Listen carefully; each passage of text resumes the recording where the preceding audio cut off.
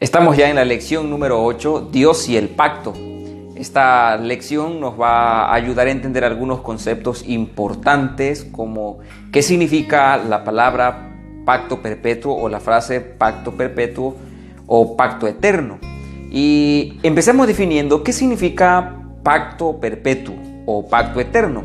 De ninguna manera, permítanme decirles que de ninguna manera indica siempre un periodo interminable. La palabra pacto perpetuo no significa siempre un periodo interminable. Depende de las circunstancias o condiciones del pacto.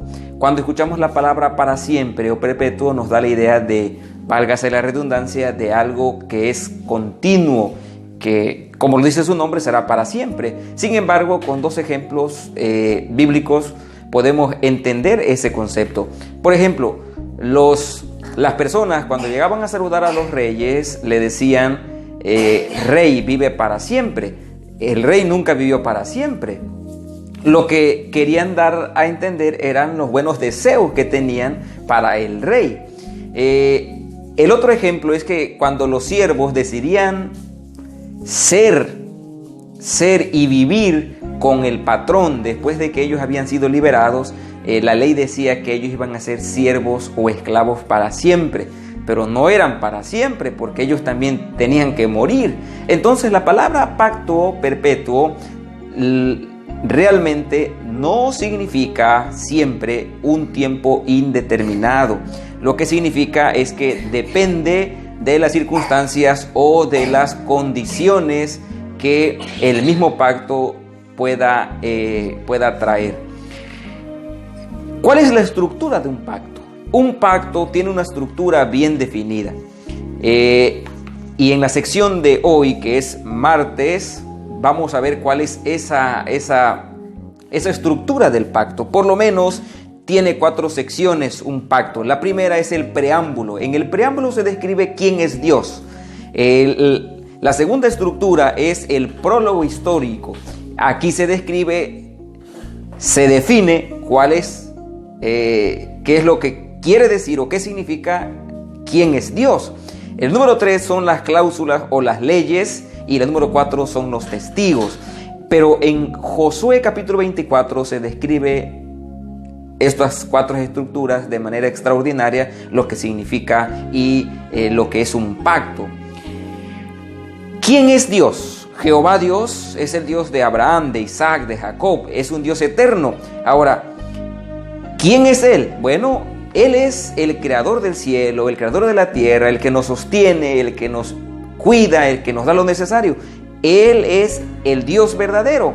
En Josué 24 se describe cuáles son las cláusulas o las leyes para que les vaya bien a los israelitas. Y aquí Josué les dice, deben servir a Dios con todo su corazón. Pero no solo eso, dice, tienen que quitar los dioses ajenos. Aquí encontramos la tercera parte de la estructura de un pacto, que son las cláusulas o las leyes. ¿Cuáles son? Bueno, Josué le dice, quiten los dioses ajenos que hay en medio de ustedes. Quítenlos.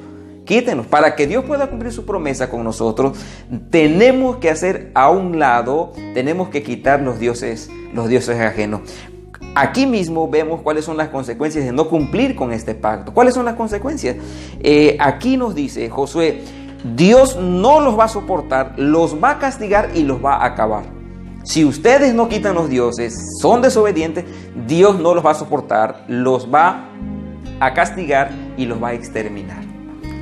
Es interesante el punto. Cuando no se cumplen las leyes, el pacto, las condiciones del pacto siempre traerán consecuencias. Y por último, aquí en Josué 24 encontramos quiénes son los testigos. Los testigos es el pueblo mismo, porque el pueblo mismo ha visto lo bueno y generoso que ha sido Dios con ellos. También otro testigo es una piedra que ellos levantan, un edificio donde se da a entender que allí están firmando un pacto con Dios. Repasemos.